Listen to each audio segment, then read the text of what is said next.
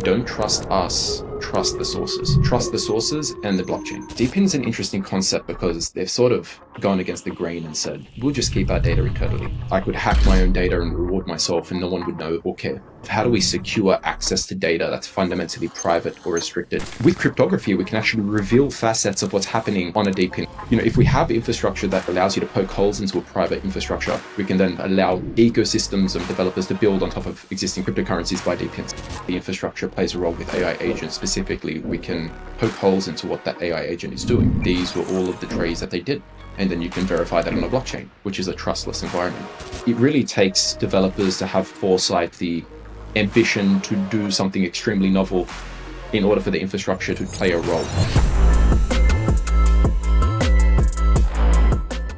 Hey Ryan, how are you?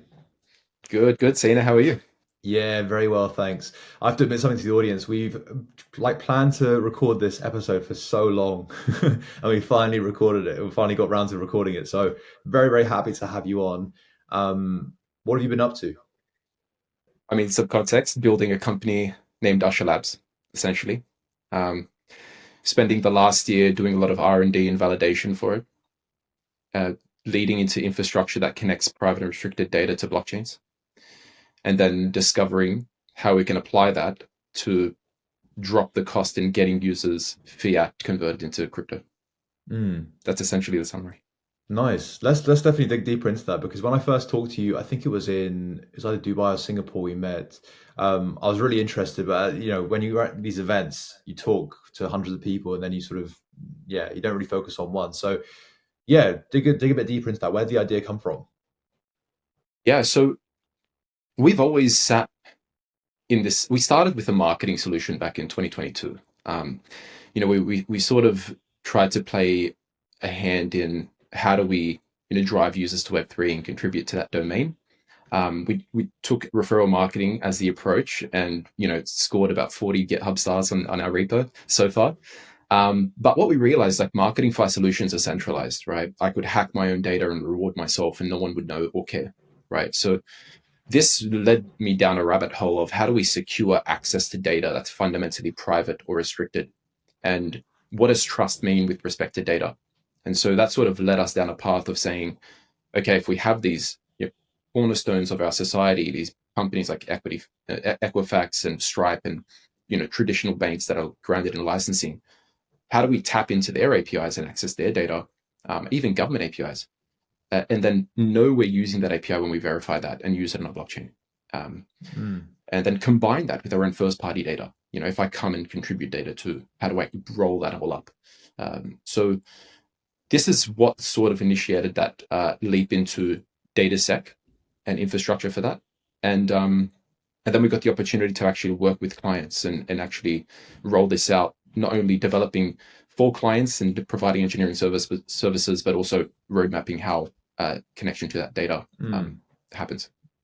On a practical basis, so who's the platform for, and yeah, on the, like what problems exist right now that are solved by sort of a Web3 or DePIN solution that you guys are proposing? Yeah, so I'll start with the deep in first case where this can be applied. So we're speaking to one company. I don't want to reveal too much at the moment, but essentially they're looking to identify whether a DePIN is adhering to SLAs so that you can stake and do more with DePIN tokens, right? And so with cryptography, we can actually reveal facets of what's happening on a DePIN. We can say that this API is responding correctly, or the data here correlates to this data here. And that's sort of adjacent to putting all your data in a public network, right? Which is what some other companies like Quill, for example, striving to do. So, if we have infrastructure that either allows you to poke holes into a private infrastructure or put all your data in a public, we can then sort of allow the ecosystems and developers to build on top of existing cryptocurrencies by DePINs. That's one example. Another example is, if we have a DVIN, which is a sort of DePIN, that is collecting a bunch of data from various data sources that are fundamentally inaccessible by traditional oracles. and they need an approach to producing verifiable proofs that's high concurrency, high frequency, and basically server side, right? And empowering that proof production at scale, and so that they can verify that and use that data. And it can be anything from taking S&P 500 index, right, directly from Nasdaq, and saying we got the data from Nasdaq, trust it, right? You trust Nasdaq with your stocks, right? So this is sort of where we're seeing this infrastructure roll into, and that leads into AI agents and ensuring agents are accessing APIs with integrity, and rolls into DeFi and ensuring DeFi can build on fiat and so on. And so that's how we're seeing it roll out. But it really takes developers to have foresight and have sort of the ambition to do something extremely novel in order for the infrastructure to play a role. And when it came to building the platform, what was the sort of the first iteration of it, and how did you go to market? Yeah. So you're probably aware, we've done a lot of work with Streamer in the past, and our first approach at saying how do we secure data in Web3 was to make it public and essentially build out what we refer to as a IPFS, but for real-time data. And what we realized over time is a lot of DePINs, a lot of companies prefer to centralize their data. And so we rolled into a territory of ZK and TLS, MPC TLS primitives. And so the infrastructure we have now essentially is a fork of Ethereum's, research arm, privacy and exploration scaling technology, which is called TLS Notary. It's essentially a fork of this. And we extend that out with a protocol that allows us to say, how do we generate these proofs at scale? How do we verify them on any chain? How do we verify them in a ZKVM, like risk zero? And so we're sort of building out that platform at large. And I'm guessing with data, given that it's growing at sort of an exponential rate with things like AI and other things, where do you see sort of you guys playing into that? The other thing as well is that Web3 as a whole is also expanding, and these AI agents sort of interact with one another, and these AI agents as well, a lot of them do use blockchain applications. So yeah, where do you see you guys playing into that whole sort of growth across many different industries and sectors? Yeah. So I think the infrastructure itself is enabling. So if we have AI agents who are facilitating, an AI agent is essentially fulfilling a specific function. Any AI agent that's incorporating an LLM is simply an interface to do some function, which is trading, for example. But if they want to engage centralized exchanges and trading in centralized exchanges, then what users are engaging is essentially a black box. And so with this cryptography infrastructure, we can poke holes into what that AI agent is doing. We can say this AI agent is profitable and has traded against these 10 exchanges, and these were all of the trades that they did. And then you can verify that on a blockchain, which is a trustless environment. And so I think this is where the infrastructure plays a role with AI agents, specifically on the trading perspective. But if we have agents who are doing facilitating particular workflows, the same can be said, right? So it's really just exposing transparency into workflows and then enabling, because we can verify it on chain, a financial repercussion in case the AI agent does something wrong, right? So think it's optimistic AI agents where they do what they're going to do, but if they do it wrong, then someone could submit a fraud proof or something. Yeah. That's and your platform basically enables businesses and users to find that data more efficiently and to sort of that's basically it, correct? Yeah. Well, to know for certain that this AI agent is adhering to a protocol, right, and that the protocol says, you must be profitable or else. Yeah, that's the crazy thing about, I don't know, AI agents and the whole AI space, is that as they grow and they become more sort of autonomous, they will want to exchange value in some perspective. And whenever you have exchange of value, that's where an application like blockchain becomes so important. And when I say exchanging value, that could be, yeah, like monetary value, it could be data, it could be just regular communication, it could be so many different things.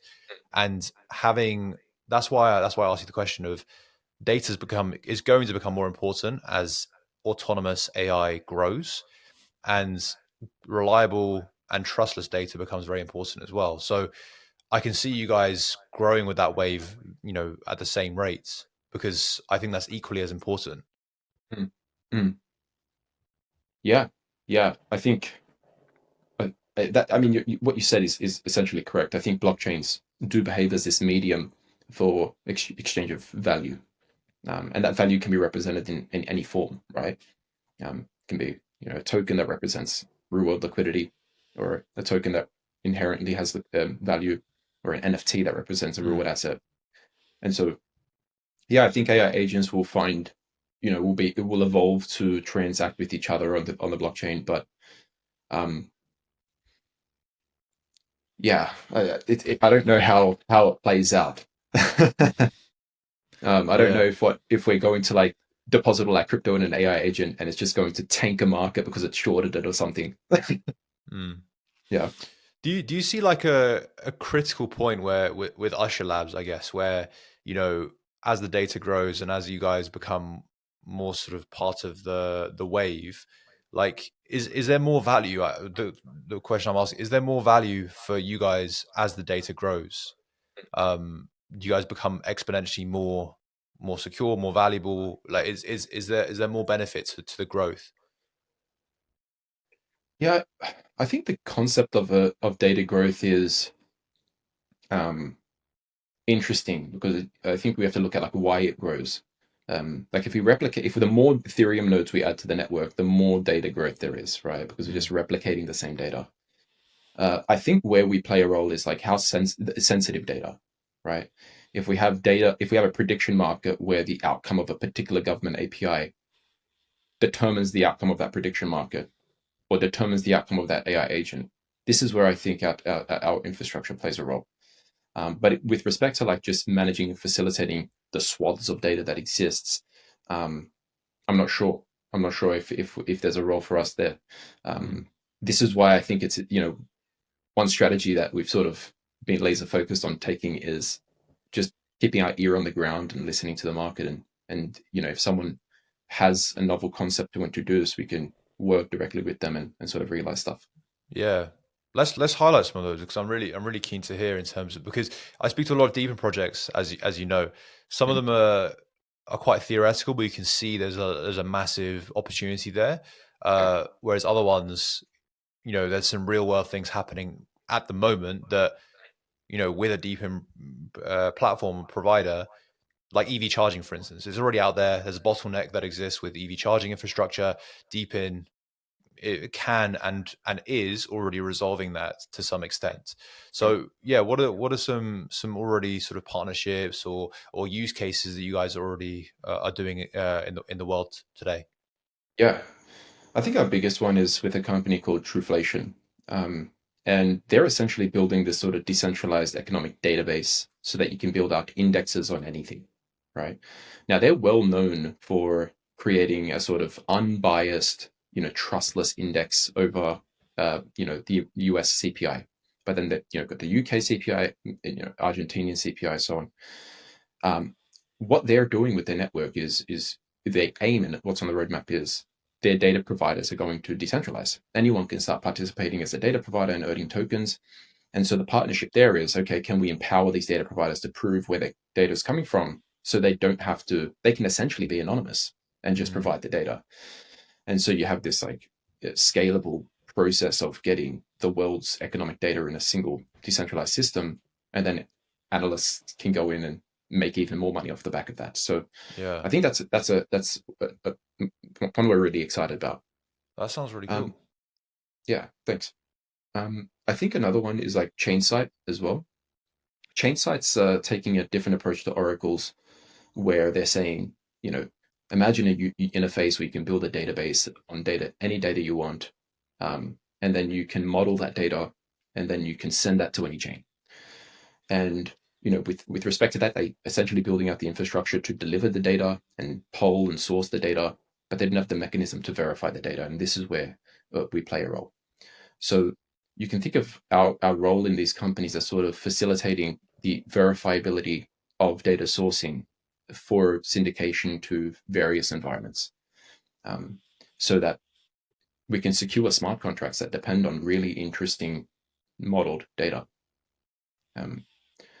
Yeah, and I think, like, obviously this is going to be a plug, but we're applying this ourselves internally with a protocol that we call the surety protocol. It's essentially, we've identified a way by creating interoperability between traditional finance and blockchains to lower the cost in moving between fiat money and digital assets by decentralizing custody. And so this involves how much custody do you have, verify that on chain, and then ensuring that custody, and then tokenizing off the back of that. So yeah, I think there's various domains where this plays. Yeah, parasail is another one. I think we've touched on that a little bit with respect to like unlocking holes in DePINs to do interesting stuff with DePIN tokens. But yeah, that first one and the third one that you mentioned, especially like are cool to me. The first one, how does that practically work? So people, so you said the CPI, so the inflation measure, they get the data right now from that sort of basket of goods, right? So how does that work with your solution? Yeah, exactly.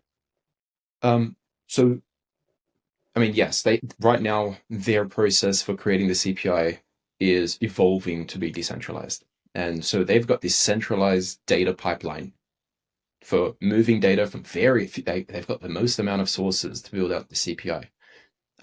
Everything from goods about, GDP to everything down to like the price of milk, right? And so right now they have this big data pipeline to move it into their database where they can produce these indexes. And so decentralizing that warrants a verifiable data pipeline, and that's essentially what our zk-TLS protocol infrastructure is.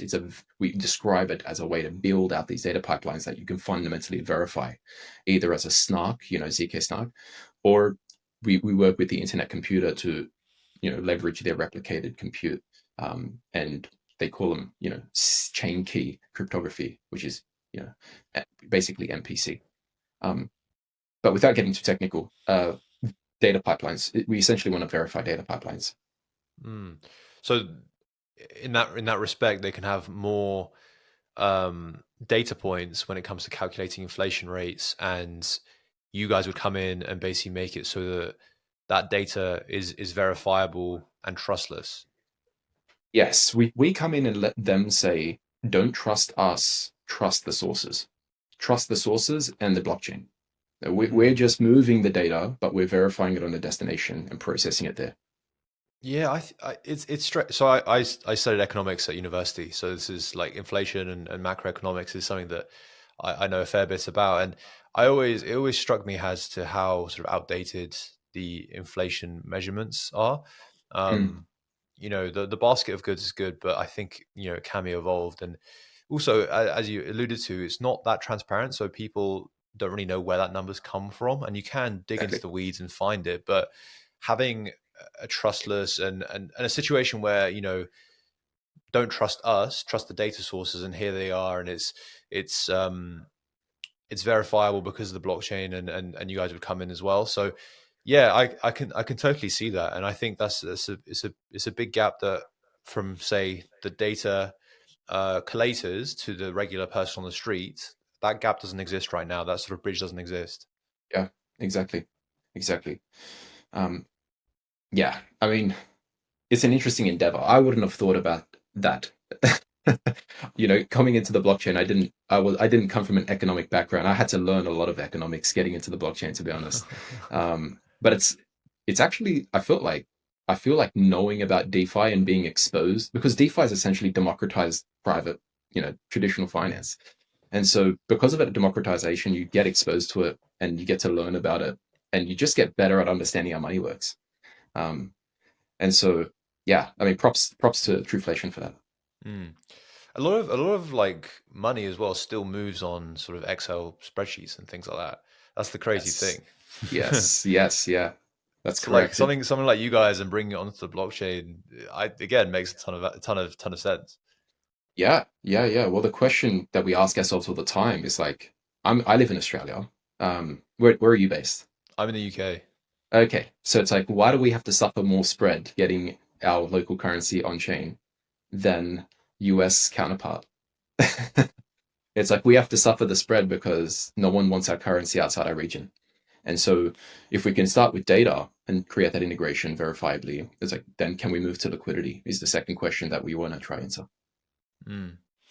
So where in terms of segments within sort of all the different industries like DeFi and like healthcare or whatever sort of industries that you guys see, where are the sort of key ones that you guys can see the most potential for a platform like yourselves? Honestly, we're working majority with infrastructure partners. That's where we're finding the most interest, at least for now. And it's because these partners have novel ideas directly for crypto users, or they have the novel process for enabling new DeFi mechanics or something. And so I think that's where we're seeing the most interest now. I think because it's so niche too, like the blockchain industry is still small relative to banking, and so um, it'll be interesting to see how things play out. But infrastructure is a start. I think oracles are going to become de facto zk-TLS enabled at some point, and whether they do it internally or with a partner is up to them. And then from there, I think what we'll see off the back of that is distribution through to DeFi protocols, AI agents, reward assets, and then I'm not sure with DePIN. DePIN is an interesting concept because they've sort of gone against the grain and said we'll just keep our data internally. So Mm, at least some successful DePINs have said we have the token, except everything runs in our infrastructure, and it's just the most efficient way to serve our diverse clientele. And all respect to the companies that are doing that. I think it comes at the cost of permissionless building on top of your stuff, and token. But I think maybe DePIN will require the value proposition will need to come out of proving it in one DePIN before it applies to the next. mm. So where would you like to see DePIN move from a data standpoint? Yeah. So for example, you know, take Helium for example. That's the most successful DePIN that exists. Their data pipeline, they shifted from having their own chain, which hit a bottleneck, to turning into creating their own oracles essentially. And these oracles are essentially streaming real-time data and processing packets and so on. And it works, right? That's the most fundamental requirement, is that it works. And their process for where they store it is in an S3 bucket that's public. Now, there's nothing wrong with that, because the data's signed. But it's like, okay, how can we leverage that data to create a market on top of your token that then allows people to hedge for or against whether Helium is up and working and serving users and growing? So it's like, and then maybe our technology comes in to say, yes, this data came from this particular S3 bucket.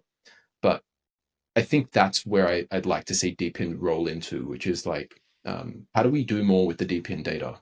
And it's difficult because I think sometimes without the right developer, third party to come in and say, I want to do something, it's a lot for them to do themselves.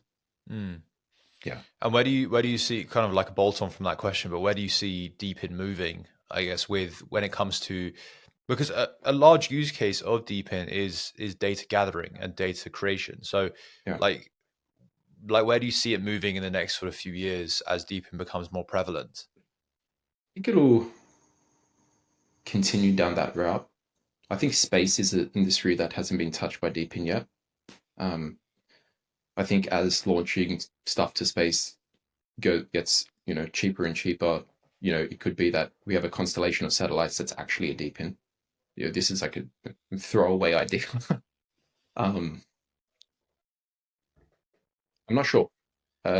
It's DePIN in of itself is a radical idea that I think leveraged crypto to bootstrap an ecosystem and incentives around crowdsourcing.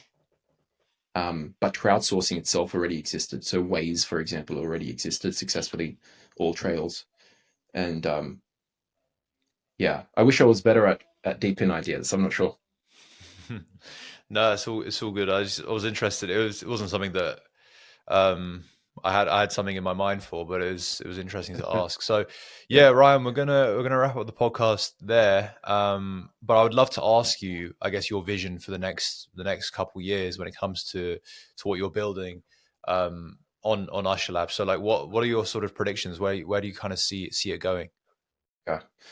So currently we're serving sort of B2B Web3 projects, and we're offering them, engineering services and building on this infrastructure that allows you to connect to private restricted data sources, and rolling that into a blockchain and doing that at high concurrency, high frequency, and so on. So we see that playing a role in various Web3 projects throughout the ecosystem.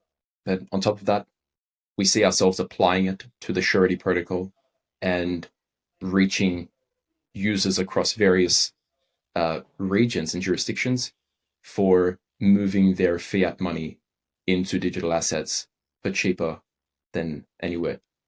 And that's the vision. Very, very cool. And Ryan, one question I like to ask all my guests that come on the We Are DePIN podcast before we wrap up is, what is your favorite use case of DePIN? What outside of what you guys are already doing? Yeah.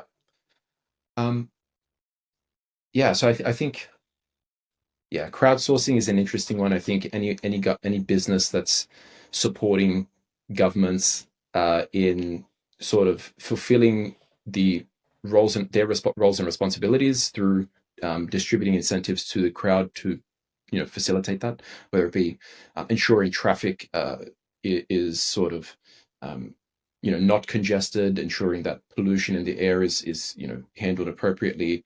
I think those sort of projects are good because they help society at large, and I think take that away from the government. Of course, a double-edged sword, but we can talk about that another day.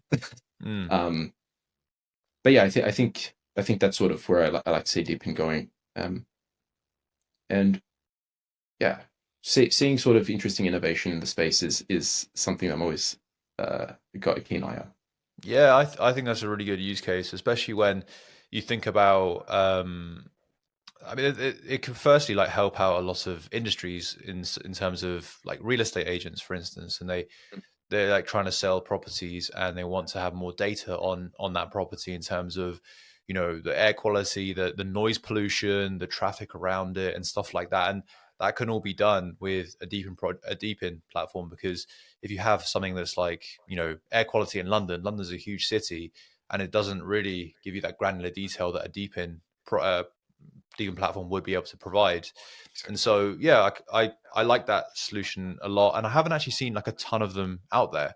There are a few here and there. I can't remember the names off the top of my head, but there are ones that do things for noise pollution and mapping traffic and stuff like that.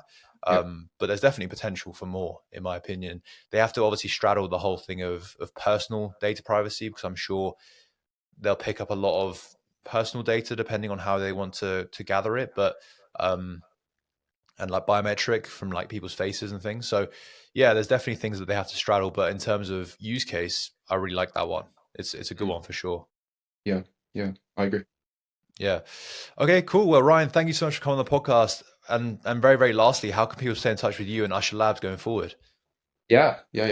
So we're on Twitter. We also have a Discord. You can hit our Twitter at Usher_Web3 and our Discord at go.usher.so/Discord.